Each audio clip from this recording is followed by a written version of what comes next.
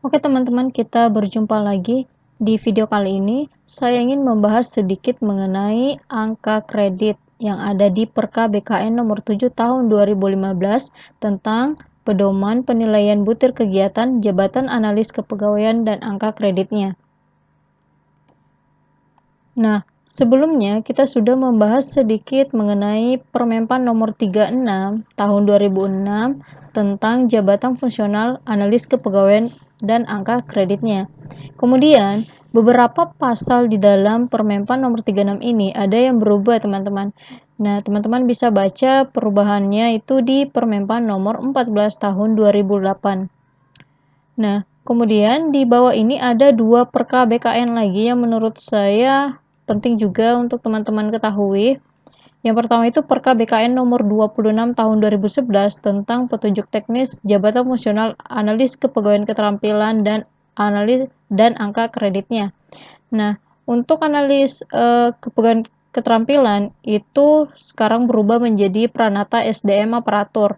Nah, untuk teman-teman yang mendaftar di jabatan Pranata SDM Aparatur, bisa membaca Perka BKN nomor 26 tahun 2011 tentang jabatan fungsional analis kepegawaian keterampilan dan angka kreditnya. Nah, untuk teman-teman yang mendaftar di jabatan analis SDM Aparatur atau dulunya namanya analis kepegawaian keahlian, itu bisa membaca Perka BKN nomor 11 tahun 2012 tentang petunjuk teknis jabatan fungsional analis kepegawaian keahlian dan angka kreditnya. Nah, seperti yang saya katakan sebelumnya bahwa saya membahas angka kredit yang ada di Perka BKN nomor 7 tahun 2015. Nah, sebagai jabatan fungsional, itu kita harus mengumpulkan sebagai PNS yang menduduki jabatan fungsional itu kita harus mengumpulkan angka kredit ya. Nah, setiap butir kegiatan itu sudah ada angka kreditnya. Butir kegiatan adalah jenis kegiatan yang dapat dikerjakan oleh analis kepegawaian dalam rangka mengumpulkan angka kredit. Nah, angka kredit itu sendiri adalah satuan nilai dari tiap butir kegiatan dan atau akumulasi butir-butir kegiatan yang harus dicapai oleh seorang analis kepegawaian dalam rangka pembinaan karir, kepangkatan, dan jabatannya. Jadi untuk naik pangkat dan jabatan, seorang analis kepegawaian atau seorang analis SDM aparatur atau Pranata SDM aparatur itu harus mengumpulkan angka kredit. Oke. Kita juga sudah membahas ya di video sebelumnya sedikit tentang manajemen PNS. Ini adalah tugas pokok analis kepegawaian, ya mulai dari formasi dan pengadaan sampai pemberhentian. Kemudian ada pengembangan sistem manajemen PNS.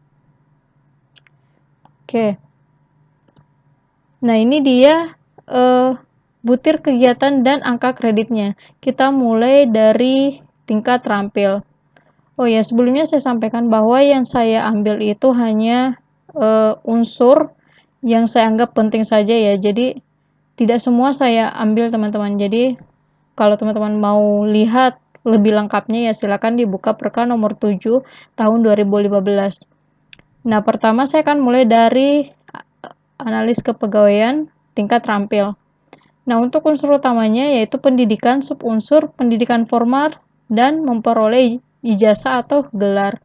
Di sini ada S1, jadi sudah memiliki ijazah gelar S1, itu angka kreditnya 100. Diploma 3 itu 60.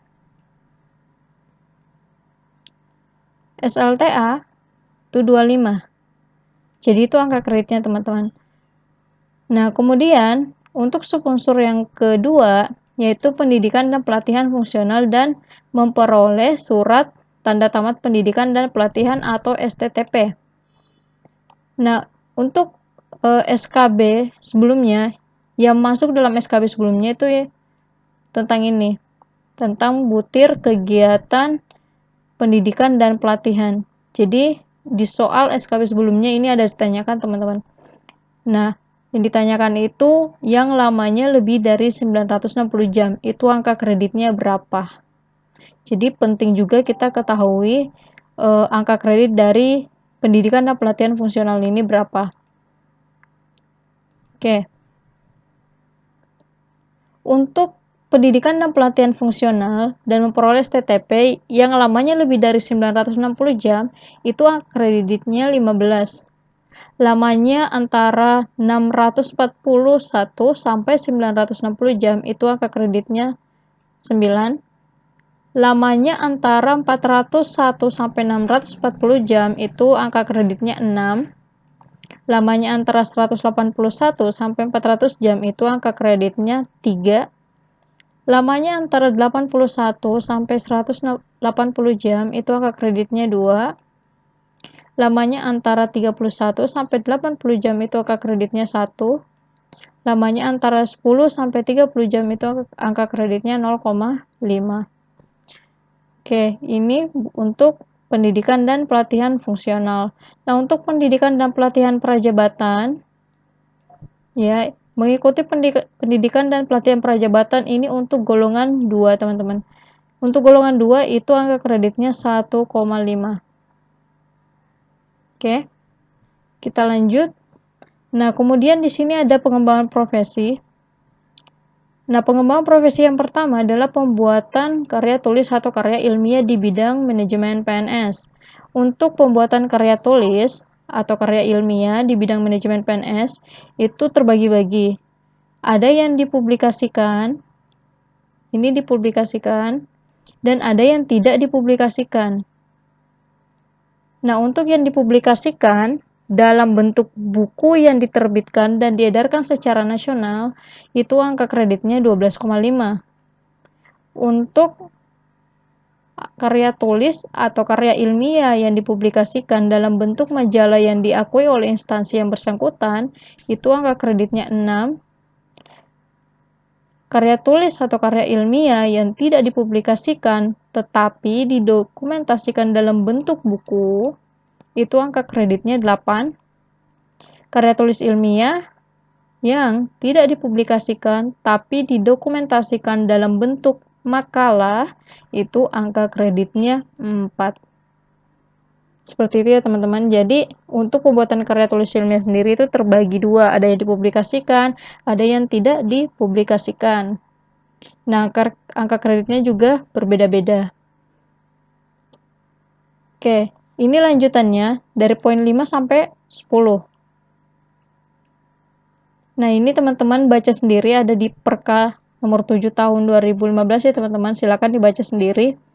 Kemudian untuk subunsur, ya, subunsur itu yang kedua pembuatan petunjuk teknis di bidang, itu juga masing-masing ada angka kreditnya. Untuk butir kegiatannya yaitu menyusun pedoman standar manajemen PNS yang diakui oleh BKN dan diedarkan secara nasional, itu angka kreditnya 5. Ini teman-teman nanti baca ya, semuanya yang ini yang saya ambil saja yang di PPT.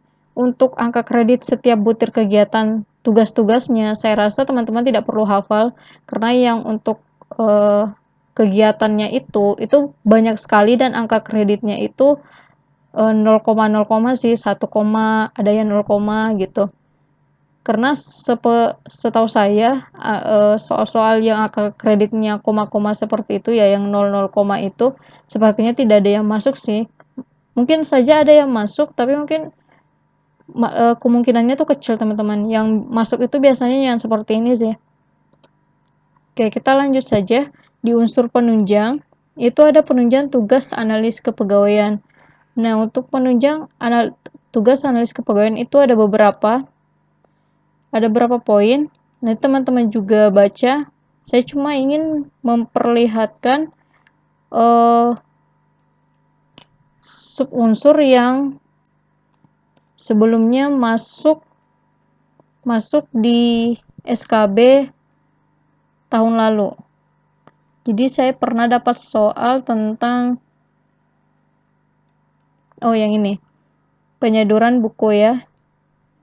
Oke, ini saya dapat tahun lalu.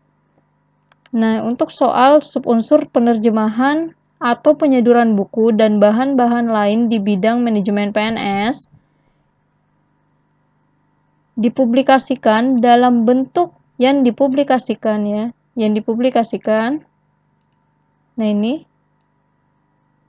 yang dipublikasikan dalam bentuk buku yang diterbitkan dan diedarkan secara nasional itu angka kreditnya 7. Tahun sebelumnya ini ada masuk. Nah, untuk majalah ini masih sama ya, terjemahan atau saduran buku di bidang kepegawaian yang dipublikasikan dalam bentuk majalah yang diakui oleh instansi yang berwenang, itu angka kreditnya 3,5. Oke. Nah, kita lanjut di sini unsur penunjang. Ini teman-teman baca saja, karena kalau saya bacakan takutnya teman-teman ngantuk gitu. Jadi, ini baca sendiri, kemudian, nah ini untuk tingkat ahli. Tingkat ahli itu ini sama ya teman-teman, untuk poin B-nya itu sama nilainya, sama angka kreditnya dengan tingkat terampil.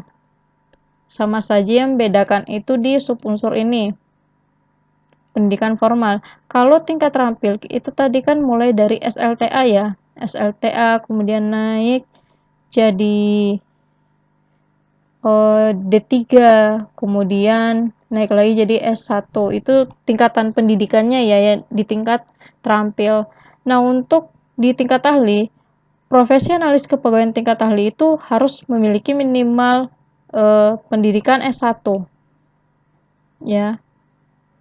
Itu angka kreditnya 100 untuk pendidikan S1. Kemudian naik pendidikannya menjadi S2 magister, itu angka kreditnya 150. Doktor S3 itu angka kreditnya 200. Jadi ini ditambah 50-50 aja ya teman-teman. S1 100, S2 150, S3 200. Ini sama angka kreditnya. Yang poin B, yang membedakan itu di poin C. Kalau tadi mengikuti pendidikan dan pelatihan prajabatan golongan 2, karena analis kepegawaian tingkat terampil itu memang golongan 2 teman-teman. Tapi untuk analis kepegawaian tingkat ahli itu golongannya golongan 3. Jadi mengikuti pendidikan dan pelatihan prajabatan golongan 3. Angka kreditnya berapa? Angka kreditnya 2. Oke. Nah, untuk yang ini semua itu sama ya, sama dengan tingkat terampil. Jadi nanti teman-teman baca saja, itu angka kreditnya sama teman-teman.